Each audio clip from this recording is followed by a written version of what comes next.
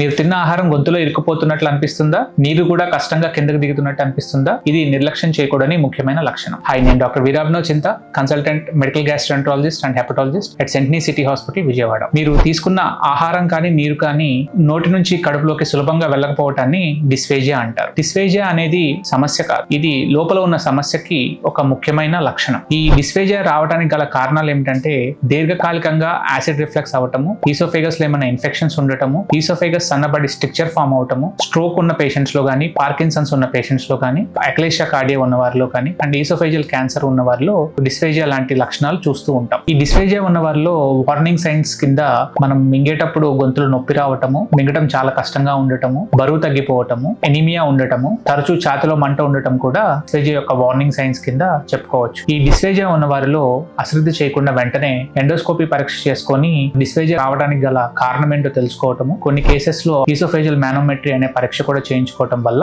ఈ సమస్య యొక్క కారణం ఏంటో తెలుసుకోవచ్చు. ఈ డిస్ఫేజియా యొక్క ట్రీట్మెంట్ ఎలా ఉంటుంది అంటే సమస్యను బట్టి దానికి అనుగుణంగా ట్రీట్మెంట్ అనేది ఇవ్వటం జరుగుతుంది. ఆహారం మింగటం అనేది ఒక సహజ ప్రక్రియ. అది కష్టంగా మారితే దాన్ని సాధారణంగా తీసుకోవద్దు. మింగటంలో ఇబ్బంది ఉంటే వెంటనే పరీక్ష చేయించుకోండి. ముందుగానే గుర్తిస్తే అనేక సమస్యలను నివారించవచ్చు. Thank you.